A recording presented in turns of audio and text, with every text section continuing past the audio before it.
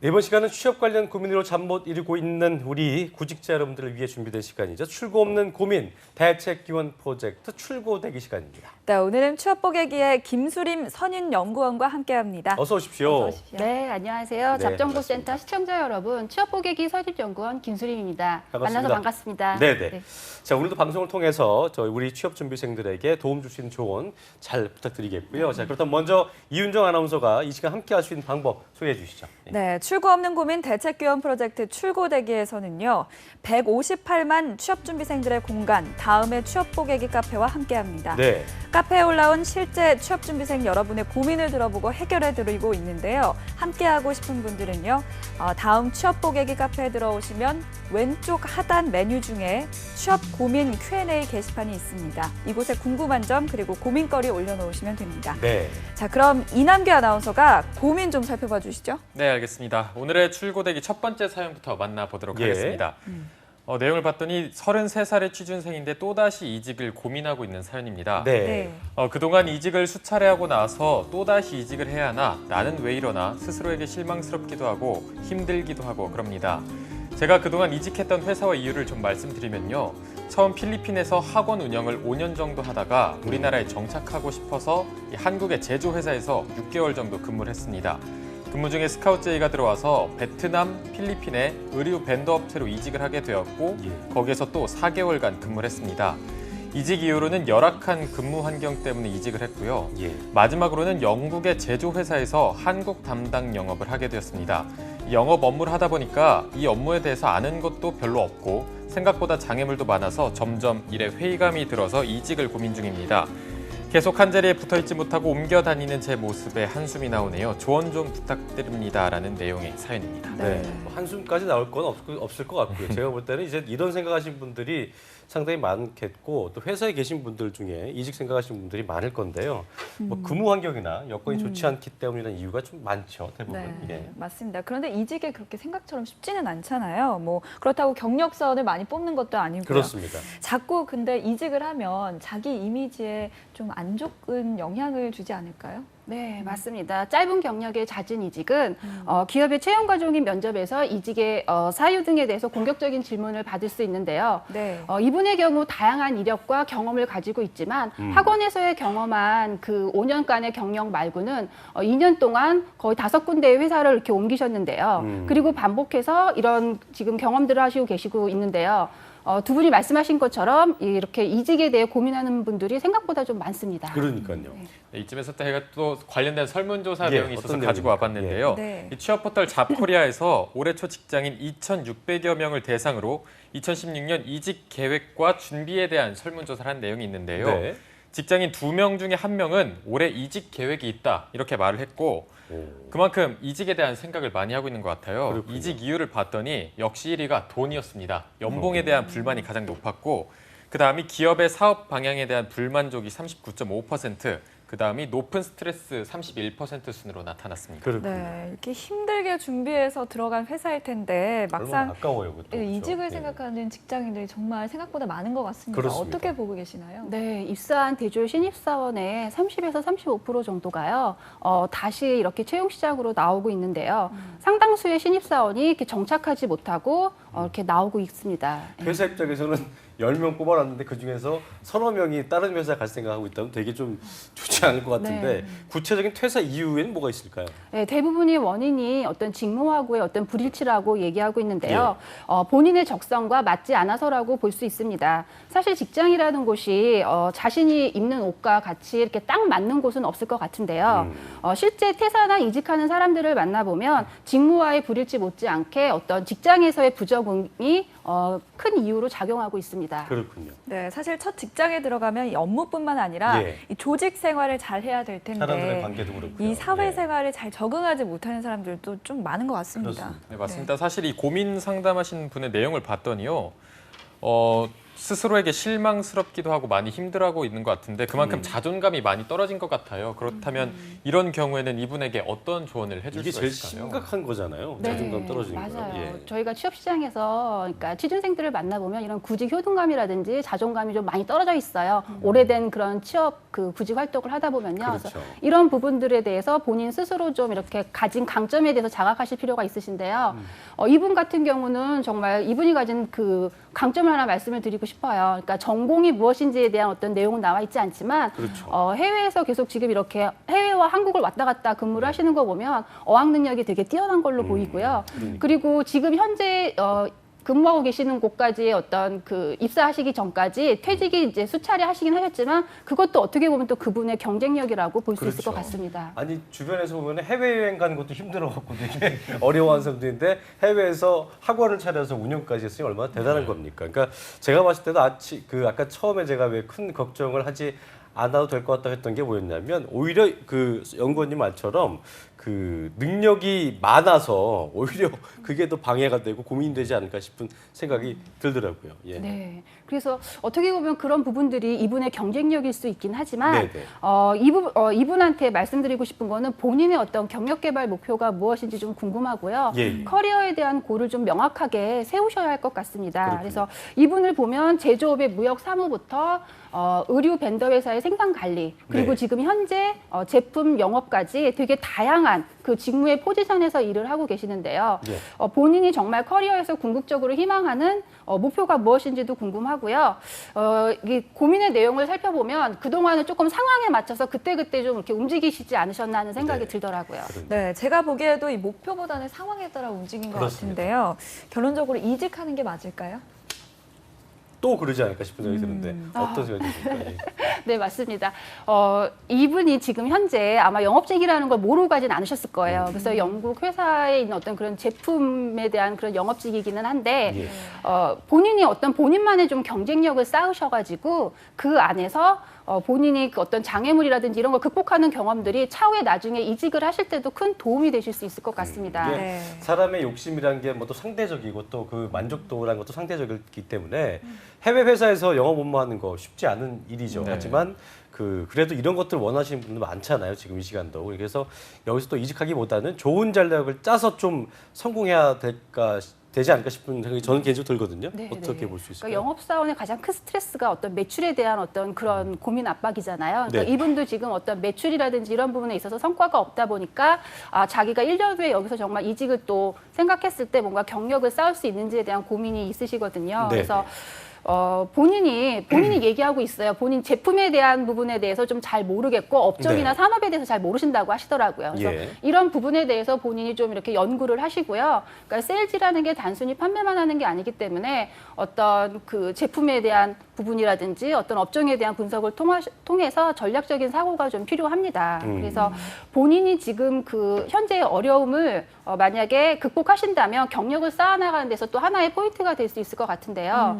현재 직무에서 역량을 쌓으면서 결국 궁극적으로의 어떤 본인이 희망하는 커리어 비전을 쌓아가시면 좋을 것 같으세요. 그래서 네, 사연자- 하나 좀 덧붙이자면 네네. 영업직 같은 경우에 본인이 거기서 많은 이렇게 기업 영업을 하셨을 경우 다양한 어떤 커뮤니케이션이라든지 그리고 사람하고의 어떤 이런 관계가 중요하다 보니까 그 안에서 어떤 마케팅이라든지 또 구매라든지 다른 어떤 커리어 쪽으로도 나아갈 수 있는 방향이 있거든요. 네. 그래서 한번 그 안에서 경력을 쌓아보시고 나중에 정말 본인이 어떤 직무로서 그 본인이 그 그림을 좀 그려가지고 하시면 좋으실 것 같아요. 본인이 어떤 걸 좋아하는지를 좀 파악하는 거, 또 잘할 수 있는지를 파악하는 게 선행이 되어야 하지 않을까 싶은 생각이 드네요. 자, 네. 도움이 되시길 바라고요. 두 번째 사연 이남규랑 소개해 주시죠. 네, 두 번째 사연을 봤더니 역시 취업 후에 퇴사를 고민하고 있는 사연입니다. 네, 한 협회에 사무직으로 일주일 동안 근무를 한 분인데요. 예. 네. 취직해서 너무 좋았는데 일해 보니까 영 아니라는 생각이 들어서 지금 퇴사를 할지 계속 다녀야 할지 고민입니다. 이 협회의 규모가 워낙 작아서 체계가 잘 안 잡혀 있기도 하고요. 또 업무의 경계선이 뚜렷하지 않아서 와, 내가 이런 것도 해야 되나 이런 생각도 많은데요. 특히 협회 관련 사람들 택배 찾아주는 일 같은 것도 하고 있다고 합니다. 예. 또 이 사무실에 직원이 저 하나밖에 없어서 협회와 관련된 일을 모두 혼자 처리하고 있는 부담감도 있는데요. 무엇보다 제가 퇴사를 결심하게 된 가장 큰 이유는 예. 여기가 제 첫 직장인데 경력을 쌓고 또 다른 곳으로 이직하는 것을 생각해 보면 여기서 배울 만한 것이 없다는 것입니다. 또 제가 작년 8월에 졸업하고 나서 9개월간 백수로 지냈거든요. 그런데 또다시 구직 활동하고 취직하려면 시간이 얼마나 걸릴지도 모르기에 고민입니다. 제 인생 최대 고민인데요. 어떻게 해야 될까요? 라는 사연입니다. 저는 이분은 좀 공감이 안 되는 게 일주일밖에 안 됐는데 제가 볼 때 이분은 드라마 미생을 좀 보셔야 될 것 같은 생각이 들고 예. 네, 뭐 되게 보면 이게 그러면서도 이 사연 듣고 이제 공감하시는 신입사원분들도 분명히 계시겠죠. 근데 뭐 신입이라면은 내가 뭐 직원인지 심부름꾼인지 이런 생각 한 번씩은 뭐 한다고 하잖아요. 예. 네, 뭐 회사 선배들 얘기 들어보기만 해도 신입 땐 그렇게 하기 싫던 일도 지금 생각해보면 별것도 아니었다. 뭐 이렇게 말씀해 주시는 예. 분들도 계시거든요. 그런데 이 상담자분은 또 나름대로 큰 고민이 있으실 것 어쨌든 같아요. 고민이니까요. 네. 어떤 조언 있으실까요? 네, 우리 김승재 아나운서께서 말씀하신 것처럼 일주일 근무하고서 지금 뭔가 이직을 생각한다는 네. 거는 좀 어떻게 보면 너무 섣부른 생각인 것 그러니까요. 같고요. 물론 본인의 어떤 직무에 맞거나 본인이 생각했던 업무와 다르다면 이제 계속 그런 고민이 들긴 할 것 같아요. 근데 저희가 이직을 하는 그 목적에 대해서 한번 생각해 볼 필요가 있을 것 같습니다. 예, 예. 첫 번째로는 아까 처음에 저희가 왜 그 이직을 하는 이유에서 본 것처럼 어떤 높은 직급이라든지 연봉을 찾아서 이제 이직하는 경우고요. 네. 두 번째 같은 경우는 이제 본인의 어떤 적성이라든지 이런 부분들을 맞춰가지고 이제 이직을 생각하기도 하고요. 예. 마지막으로 세 번째, 본인의 어떤 삶의 여유를 찾아서 어떤 이직을 생각하기도 합니다. 근데 이 이야기한 지금 세 가지의 어떤 이런 이직 사유를 다 만족시키는 어떤 환상적인 직장은 아마 없을 겁니다. 아마 뭐 전 세계에 없을 것 같은데요. 예, 앞으로도 없을 겁니다. 네, 그렇습니다. 근데 이 사연 보낸 분 같은 경우는 이 코치님이 말씀해 주신 것 중에 적성에 맞는 일을 찾아가는 이직을 좀 고민해 봐야 되지 않을까요? 그러니까 이제 이게 협회라는 곳 자체가 규모가 조금 작잖아요. 네네. 그리고 이제 아무래도 비영리 단체이다 보니까 여기서 이제 본인이 할 수 있는 역량의 한계는 있긴 하지만 네. 나름의 뭔가 이렇게 행사를 기획한다든지 여러 가지 업무를 또 해볼 수 있는 본인이 조금 더 주체적으로 할 수 있는 어떤 그런 경험은 할 수 있다고 볼 수 있거든요. 네네. 근데 이제 이분이 지금 8월 졸업 후 취업 그 구직 준비 활동까지 9개월을 보낸 것처럼 지금 당장 내가 그냥 회사를 그만두고 구직 활동을 하는 것은 바람직하지 않다고 보여지고요. 예. 오히려 현재 상황에서 본인이 생각하는 어떤 직무의 어떤 준비라든지 자기 개발을 통해 가지고 재직 상태에서 오히려 구직 활동을 하시고 취업처를 마련한 후에 이직을 하시는 게 바람직하다고 보여집니다. 예. 네, 아직 일주일밖에 되지 않았으니까요. 섭부르게 그만두기보다는 현재 이 상황에서 현실적인 대안을 마련하는 게 중요할 것 꼭 같습니다. 아까 말씀드린 대로 드라마 미생 꼭 보시고. 예. 네, 그렇다면 오늘 마지막 고민 사연 살펴봐 주시죠. 네. 네, 마지막 고민입니다. 이 한수원, 그러니까 한국수력원자력에 이력서를 넣었는데 이 NCS 준비를 어떻게 해야 될지 고민하는 사연인데요. 네. 이분은 이제 한수원은 필기는 무조건 본다고 하던데 솔직히 자소서 항목도 어렵지만 필기가 더 걱정이 됩니다. 사람을 많이 뽑는다고 하던데 그만큼 경쟁률도 높을 것 같고 다들 NCS 준비 어떻게 하시나요? 저는 예전에 인적성 검사에서 다 떨어졌던 경험이 있어서 굉장히 겁이 나고 자신이 없습니다. 사기업이랑 공기업의 NCS가 많이 다른가요? 라고 묻고 있습니다. 예, 이게 되게 그 NCS란 말이 굉장히 거창해 보이잖아요. 그래서 이제 공공기관에서도 NCS 채용을 기반으로 하고 있다 보니까 이거 관련돼서 고민하시는 분들 많은 것 같아요. 네, 그리고 특히 인적성 검사에서 탈락한 경우가 있다고 했잖아요. 이 그렇습니다. NCS 기반의 인적성 준비는 더 어려울 것 같은데 조언 좀 해주세요. 네, 이제 2014년 하반기부터 이렇게 공기업에서 조금씩 이렇게 NCS를 도입하면서 이제 예.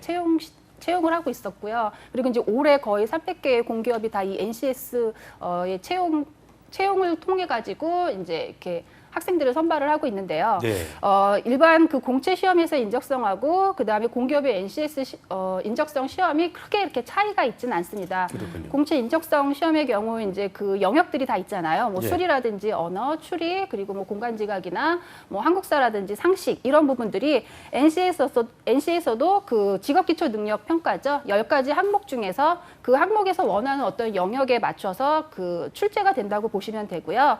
그리고 공기업의 직무 적성 시험의 경우 이런 지문이라든지 이런 뭐 문제 해결에 있어서의 어떤 그런 그 내용들이 일반 그 사기업하고는 좀 다르게 그 기업에서 필요로 하는 어떤 그런 내용의 직무에 필요한 어떤 그런 내용들이 많이 나온다고 합니다. 그렇군요. 네, 그래서 제가 한수원의 NCS 직무 역량 검사에서 대해서 찾아봤는데 방금 자료 화면에 나갔었는데 다시 띄워주실 수가 있나요? 예. 네, 일단 인적성 시험이 직업 기초 능력과 직무 수행 능력 시험으로 나뉘어져 있습니다.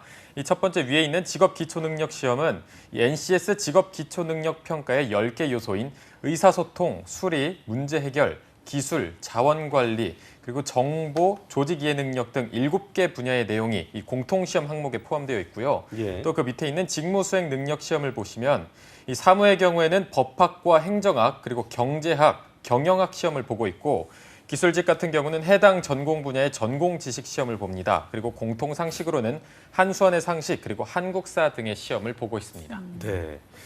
시험 과목만 전 들어도 머리에 지진이 날 것 같은 마음이 들고 굉장히 좀 한두 달 만에 이거를 준비하는 건 솔직히 좀 불가능해 보이는 것 같은데 어떻습니까? 네, 맞습니다. 공채 인적성과 마찬가지로요. 공기업 인적성 시험도 그 직무 수행 능력 평가는 전공 필기 시험의 변형으로 보시면 될 것 같은데요. 네. 특히 사보나 일반 행정사무의 경우 경제학이나 경영학을 전공한 학생들도 거기에 나오는 그 전공 통합 과목 중에서 법 같은 경우는 되게 문제가 쉽지 않아서 풀기 어렵다고 합니다. 예. 네, 그래서 기술직 같은 경우도 기사 수준의 시험 문제라고 보면 될 것 같고요. 공기업마다 문제의 그 난이도나 수준은 조금씩 다르고요. 출제 경향이 다르기 때문에 서류 준비하실 때 꼼꼼히 살펴보고 준비하시면 좋을 것 같습니다. 네. 평소 꾸준한 준비가 필요할 것 같은데요. 예. 그렇다면 이 NCS 기반 인적성 본 친구들의 반응은 어떻습니까? 네, 그러니까 대기업 준비하면서 공채 인적성을 봤던 학생들의 이야기를 좀 들어보면요. 그 일반 인적성보다 직업 기초 능력 평가로 보는 그 NCS 직업 기초 능력 평가는 그렇게 어렵지는 않다고 합니다. 그러니까 예. 지문이라든지 내용의 어떤 변형으로 인해 가지고 거기에 이제 문제에 익숙하지 않았을 경우 조금 다소 생소한 부분이 있긴 하지만 그 부분은 어렵지 않은데 오히려 그 아까 직무 수행 능력 평가라고 할 수 있죠. 그런 전공 필기라든지 이런 시험들은 정말 한두 달 준비해서 이렇게 시험을 볼 수 있는 거는 아닌 것 같아요. 그래서 이 그 전공 공부를 얼마나 내가 준비했느냐에 따라 그 결과가 조금씩 달라질 수 있을 것 같습니다. 네, 이게 NCS가요, 이제 직무 능력 중심의 채용 제도다 보니까 전공에 대한 확실한 이해를 검증받는 시험으로 생각하셔야 될 것 같고 그런 점에서 평소에 전공과 직무에 대한 어떤 그 공부를 좀 많이 해두시는 게 도움이 될 것 같습니다. 자, 코치님 아무래도 이게 그 취업 준비생들 많이 접하시잖아요. 그러다 보니까 이제 취업 준비생들이 실제로 이 NCS를 많이 부담스러워하는지 어떤지 좀 그 상황도 좀 궁금한데 어떻습니까? 네, 많이 부담스러워합니다. 어. 처음에 이제 작년에 이제 본격적으로 조금씩 네. 시작을 하면서 학생들이 준비도 하고요. 또 예. 공기업이 그 취업을 준비하는 학생들은 본인들끼리 스터디도 많이 이렇게 준비를 해요. 준비를 하고 있는데 생각보다 그 내용이라든지 이런 것들을 막상 시험 현장에 가서 그 뚜껑을 열어봐야 이렇게 알 수 있는 부분들이 많이 있어가지고 당황하는 경우가 많은 것 같아요. 그러니까 미리 좀 예측하기는 쉽지 않은 부분들. 근데 예. 이제 미리 이제 그 전형에 대한 부분은 나와 있긴 한데요. 각 기업마다 정말 조금씩 달라요. 그래서 지난번에 지난주였죠. 예. 국립 그 관리공단에서 봤던 시험 문제를 보면 거기서는 또 이게 통합 전공이 아니라 논술식으로 해가지고 그 직무에 필요한 정말 그 일을 하는 사람들이 할 수 있는 어떤 그런 거에 대한 질문을 통해 가지고 1시간짜리 이렇게 기획안처럼 짜게끔 하는 그런 문제도 나오고 있어요. 그래서 그런 부분을 몰랐다면 전혀 답을 쓸 수 없는 네. 상황이었겠네요, 그렇죠? 네, 네. 그러니까 그 기업이 정말 구체적으로 무슨 일을 하고 그 안에 들어갔을 때 일을 한다면 실제적으로 어떤 일을 하는지에 대해서 그런 거에 관한 질문들이 좀 많은 것 같습니다. 그렇군요. 네. 네. 그렇다면 앞으로 공공기관의 NCS 도입 계속 되겠죠? 그럴 수밖에 없겠네요. 예. 네, 왜냐하면 이제 올해 정착을 하고요. 아마 이게 계속 지금 이게 NCS라는 그 직무 역량 평가 그 중심의 이 채용 자체가요. 그러니까 새롭게 생긴 게 아니라 이미 기존에 조금씩 해오고 있었거든요. 그래서 이미 정착되어 있고 이런 부분이 아마 조금씩 이렇게 사기업이라든지 이런 데서도 같이 아마 그러니까 정착되어져 갈 거라고 봅니다. 일단 네. 뭐 기업 입장에서는 얼마만큼 충성도도 충성도지만 우리 기업에 대해서 잘 알고 있느냐 이게 사실 중요하지 않을까 싶은 생각이 드네요. 예. 네, 오늘 출고대기 이렇게 다양한 사연과 함께 해봤는데요. 그러면 마지막으로 이남기 아나운서가 출고대기 함께하는 방법 소개해 주시죠. 네. 네, 일단 다음에 취업 뽀개기 카페에 들어오시면 되는데요. 여기 취업 고민 Q&A 게시판이 있습니다. 여기에 글을 올려주시면 되는데요. 이 취업과 관련해서 궁금한 점, 고민거리 마구마구 적어주시기 바랍니다. 저희 출고대기 시간에 속 시원하게 그 해답을 드리겠습니다. 네, 출고대기가 여러분의 고민과 함께 하겠습니다. 네, 오늘 네. 함께해 주신 김수림 코치님 그리고 이남기 아나운서 고맙습니다. 고맙습니다. 네. 감사합니다.